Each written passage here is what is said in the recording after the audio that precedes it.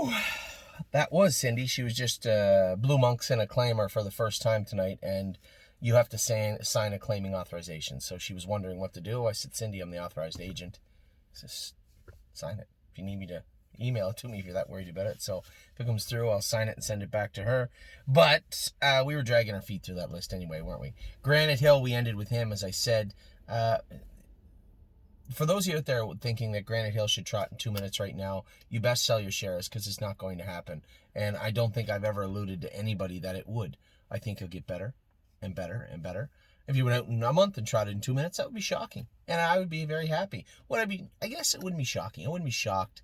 I would be pleased. So, I've been happy with Granite Hill. He made it to the races. He trotted around the track twice. He trotted in 2.5. Fine. You know, he'll train a little bit. He'll train a little bit better next time, or qualify or race, and I think you'll see him get better. This is a horse that always wants to progress, but can only do so much, right? So let's just cut him some slack and hope and wait for him to become the horse he had. Now, we've had horses in the past. You've heard me talk this way about horses that are interfering, and we're hoping that they're going to grow up, and not quite the same as Isa 10. We could mention names from the past where you could tell they had a little talent, but you know, they needed to grow up, or they were interfering, and we were hoping they would mature and fill out and not interfere anymore. And it didn't work out that way in a lot of the cases. But Granite Hill doesn't interfere. Not really. Touches a little bit behind, but I suspect as he grows into a 3-year-old, that will be 0. So it's just a matter of mass and muscle, because the attitude is he wants to come forward. He's bred pretty good, so I suspect he will come forward. So we will wait for that. Now, Harvard Yard qualified the other day. She'll be entered into race next week. Tim said she's coming good. He's very happy with her, so I'm happy with her. Where are we at now? Hill of Magic. 31 on the end of it was a little peculiar. I really thought she had a lot more to offer than that. Now, when Justin pulled up, the hobbles were really tight on her, and she doesn't need them tight. So it's just a matter of getting those hobbles to a place where everyone is comfortable, including me, with.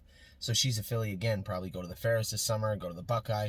I could see her being a sire stake filly even potentially, but that could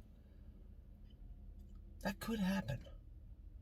I really have such high expectations as filly. I really got to ground myself sometimes. So I'm going to call it. I think she could be a Buckeye or a sire stake filly. I guess she's probably in the same boat as Rose Above It, in the sense that I just don't know where they fit yet. I think that's the fairest way to put it. Now, when it comes to Hope's Reprise, I talked to you guys the other day. Nice colt, wants to do his work. Is he good enough? You're in Pennsylvania, right? There's no fair program for him there that we are paid into. Is he good enough? I don't know. I think it's looking like he's an overnight trotter, which would mean that we would probably put him up for sale at some point. I like him, and I quite frankly, full disclosure, I spoke to Jeff Grell quite a bit about him yesterday. He owns a quarter of them. He bred them. I own, obviously, on the stable, I don't know, 30-40% of them. And he said, listen, if he's not going to be a stake colt, why are we keeping him? Good point. I said, you know what? He said, whatever you want to do is fine with me. I said, you know what? Here's the thing. I am always going to stick up for horses that try, and he is trying. He's trying to do his best. He went out and raced. He did his work. He trotted in 2 minutes. Yeah, he come 31, but he trotted in 2 minutes. I think if nothing else, he deserves 2, 3, 4 more starts. So can we give that to him? And he said, yeah, absolutely. He said, no problem at all. So I think that's where we're at with Hope's Reprise, who was Harlan. We're going to give him 2, 3, 4 more starts. And at that point, if he has proven that he is not going to be a Stallion Series colt, or has not won a race, or just doesn't look like he's up to being a 2-year-old racehorse, then we probably will list him for sale. I know there's going to be people that email me about this, but you have to understand, this is a trajectory we're taking.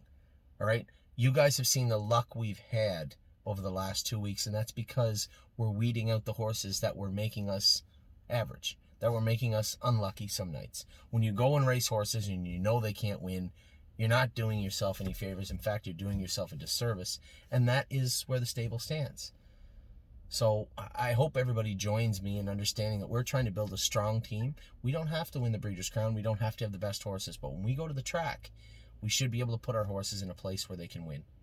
That's what we're trying to do. Whether that's 2, 3, or 4-year-olds or 8-year-olds, put the horses in where they have a chance to do well. It's only fair to them, and it's only fair to us also. So that's where we're at with Hope Surprise. Kathy and I has gone out to the farm now. She's gone to Winterwood. I thought she looked great when she left here. I know Mark will do a great job with her. He really, really does a good job with these horses. Luck of the Dragon. Now, big update. You guys will be happy to know I trained him in 59 this morning. He was very good. I said to Jason, we're not going to make the Next Generation series with Luck of the Dragon. So I think it makes sense.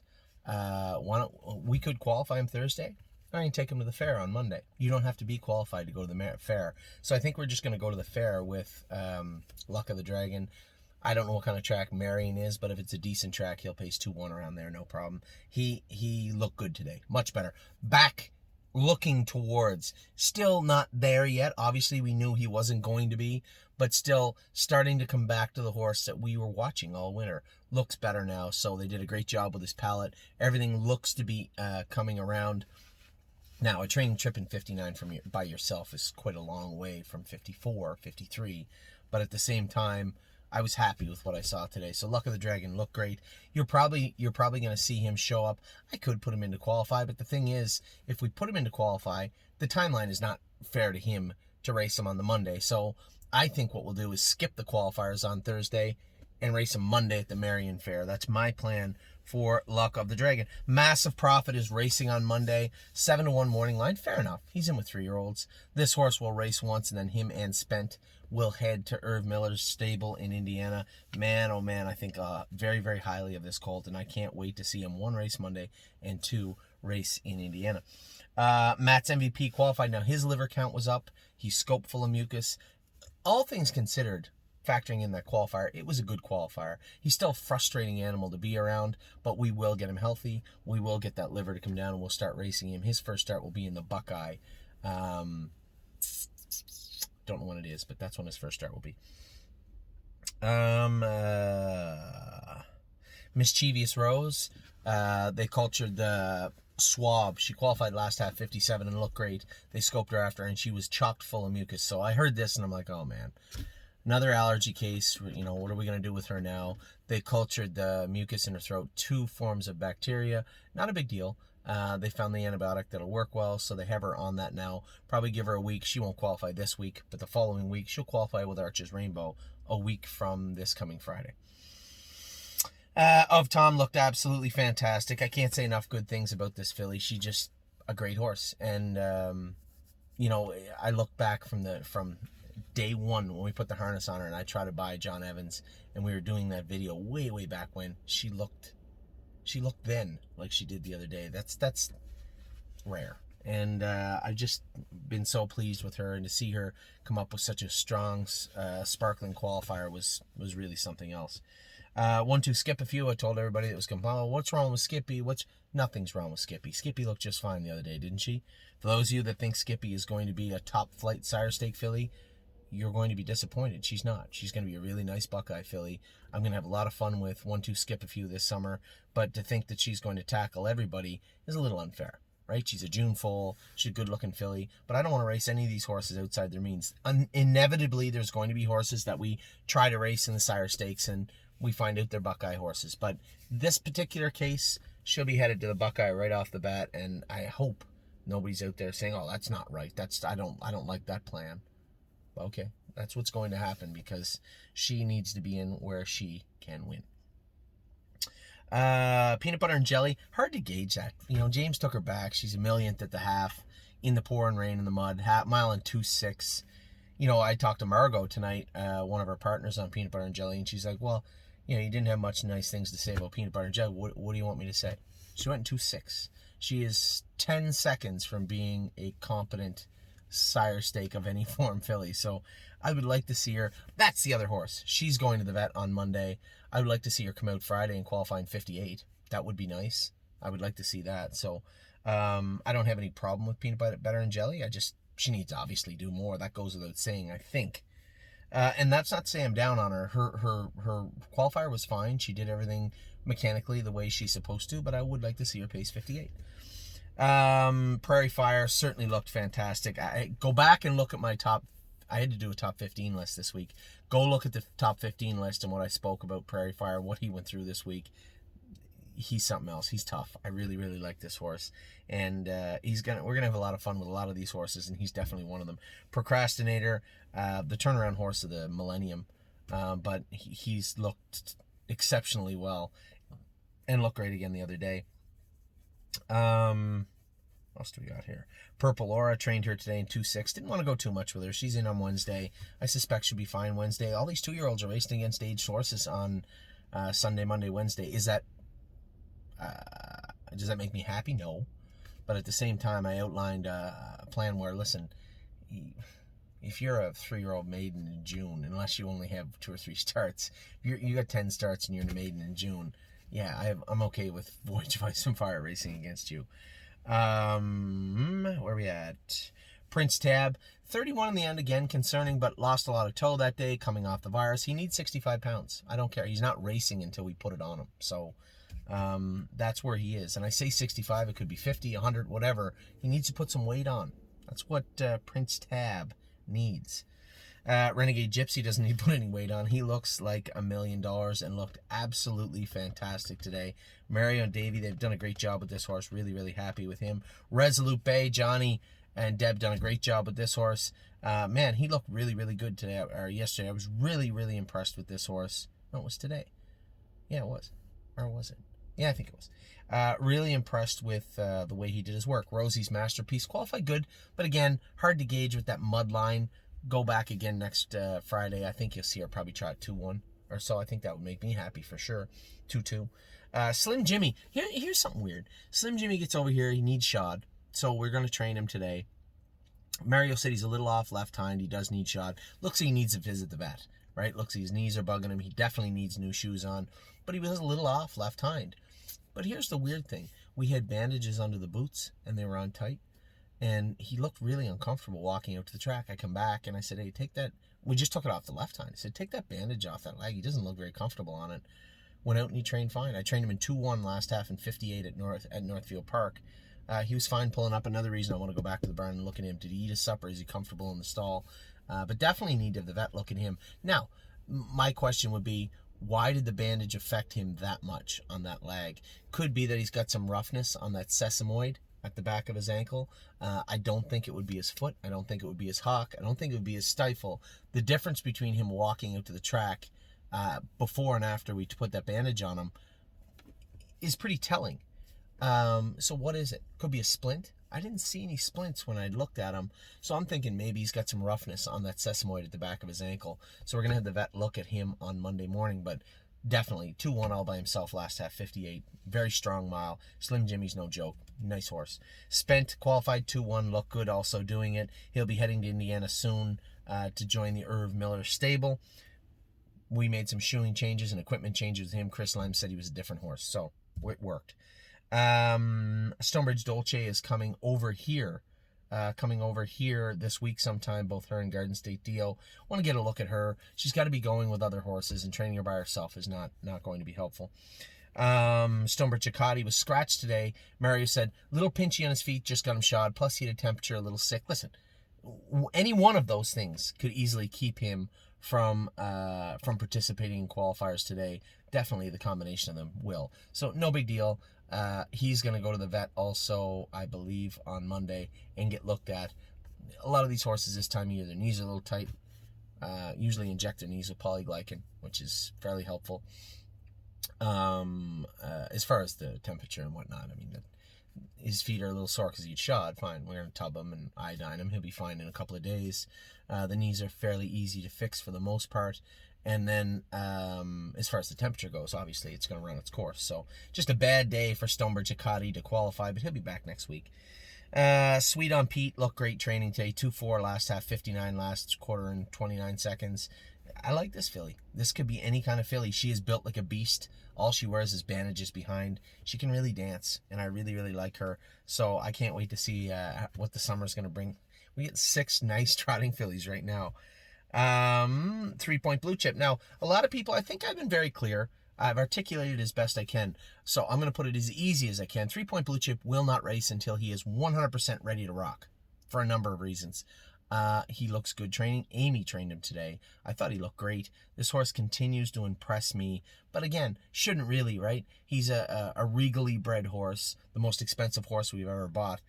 His pedigree is impeccable, so it shouldn't really be that shocking that he's getting better. I had some concerns in the spring, like, geez, this guy's a little ornery, a little rude, a little ignorant. I don't want to cut him because he's bred so well. But now he's starting to come forward. Really impressed with him. I outlined a number of potentials and possibilities with him, but first and foremost, just take your time. We'll get him there, and I am in absolutely no rush. This horse will tell me when he's ready to go. Taiwan On trained great today. We trained her 2 singles, easy singles, because she is going to qualify on Tuesday at the Meadows. We're not going to take what the hell's his name? Diener. We're not going to take a more Diener now. Obviously, I trained him in 59 this morning. We'll qualify him next Thursday, or if he wants, we'll go back a week Thursday or 4 days to the following Tuesday. But Taiwan On and Unbeatable Kemp are both going to the Meadows on Tuesday. But Taiwan On trained great today. Very happy with what I've seen from her. Tioga Sunshine, Harry loves this filly. She's getting better and better and better and better. He wanted to send his babies. He looked at it. I said, well, what about Tioga? He said, no, Tioga's perfect. He said, she's doing everything great. Can't wait to see her qualify next week. Twin Bee Habanero, continually getting better and better and better. Trained him in 2.6, 2.7 again. James knows what he's doing. I said, there's no rush. This horse is a giant. There is no rush. You just tell me when he's ready to go. So they'll go back again this week with him. Unbeatable Kemp, I trained him today 1.5 miles, anticipating a Tuesday qualifier. He looked good. Very good. You got to believe 2 minutes and a piece at a little leafer. He looked good also. Going to have a lot of fun with this guy too, Buckeye and Ferris. A lot of fun with Leaf this summer. Voyage of Ice and Fire, Sunday night at Northfield Park. Maiden voyage for this horse. I'm super excited. I can't wait to see him race, but he's a nice colt, and I think he'll probably trot 58 tomorrow night, but we'll see. We'll see what he trots tomorrow night. I'm anticipating good things from Voyage of Ice and Fire. Will to Win Hanover, as I said, we continue to bring this horse up. I purposely went over Miss Mildred halfway through the video. She's never going to race again, Miss Mildred, so I don't really know what to do there. I don't want to disrespect her because she had her career stolen from her early. Just a freak accident, and she's with us. We stitched her tendon up. It cost us a lot of money, but our partners on the horse, Schaefer Farms in Pennsylvania, want to breed her. So she can't move for 2 months. If you want to go in and pet Miss Mildred and give her some carrots, she'll be at Tamiko Training Center for 2 months. But a totally different situation than Will to Win Hanover. She really never really was that lame. We were just very careful with her and keeping a very close eye on her. We ended up finding and heading off a potential problem with her early. A very faint line in her foot. It's probably healed now, but it's going to cost her a 2-year-old season. We're going to do right by her. Let her grow up. As soon as she's sound enough, as soon as the vet says, okay, that line is 100% healed, we're going to go and put her in a very small pen, then a medium paddock, then a big paddock. She'll see a big paddock for most of the summer into the fall, and then we'll start her back up. I don't want to outline a trajectory with her just yet, but I expect big things from Will to Win Hanover at 3. And then World for 2. Fastest last quarter of the day today. Mario has done a great job with this guy too. 58 and a piece last quarter, 27-1. He just looked good. He looked like what we want to do way back when. Go back and look at the videos way back when, to when I outlined what I would like to see with World for 2. March, even into April, no stress, no pressure on those knees. We got flip-flops on them. Take our time. When we get the corks off, we can start pushing. If he looks good, we'll keep pushing. We did have to have a little bit of vet work done on him. Saw the qualifier last week. Yeah, 2 minutes, but 27, 2 minutes. Okay, now what? Controlled the race today. Mario just dropped the hammer halfway down the lane. If you go back and watch, I was so impressed. I saw him pacing away coming out of the turn. I'm looking at the other horses. I'm looking at him. I'm like, all right, fine. And then about just before the last 16th, you can see him switch gears and just turn into a beast. And he has to be. You know, we had a number of clients messages today and say, I'm thinking of buying into World for 2. When's he going to Pennsylvania? Let me be as clear as I can. I was in the other video and I'm going to be right now.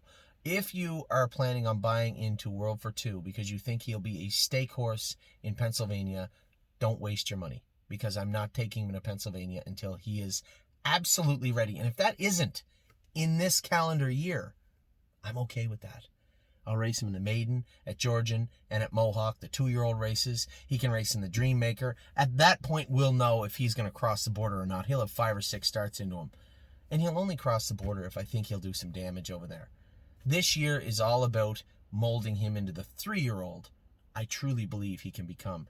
This horse has wowed me from the first day I laid eyes on him walking in the ring. Caught my eye. I've said this story a number of times. Sitting there having a beer with Scott Zeron, he caught my eye. I was waiting for 2 trotters to come in, and this guy came in the back ring. And ever since that blink of an eye, that moment when I saw him, he's always caught my eye. He's always been intrigued with him. I was certainly not looking for a Pennsylvania-bred pacer that night, but man, he ever since that moment, he's really caught my eye. And you know, I don't try not to get too high in them, but I am realistic. I'm an optimistic person, but I'm realistic also.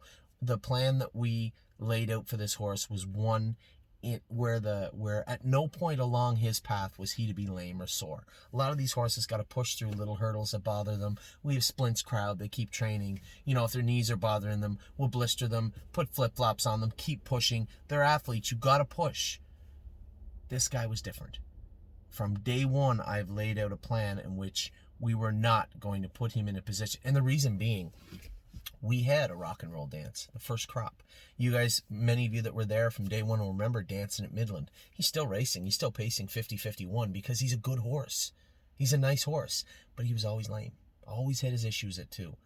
And I wanted to head them off. Rather than push through them this time with this guy, I wanted to head them off. I didn't want to put him in a position to get hurt. I didn't want to be reactive when something happened. So we took our time with this horse because I thought that would suit this particular animal better.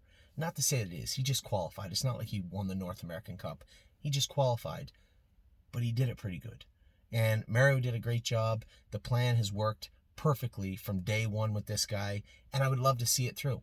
I would love to see the plan that we had come to fruition, where this is a very good end of 2-year-old into the 3-year-old season type horse.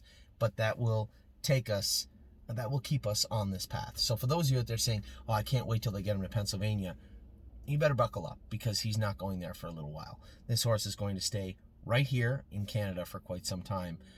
When we get him, if we get him to Pennsylvania in the year 2021, it will be because he's looked like an absolute beast on the track.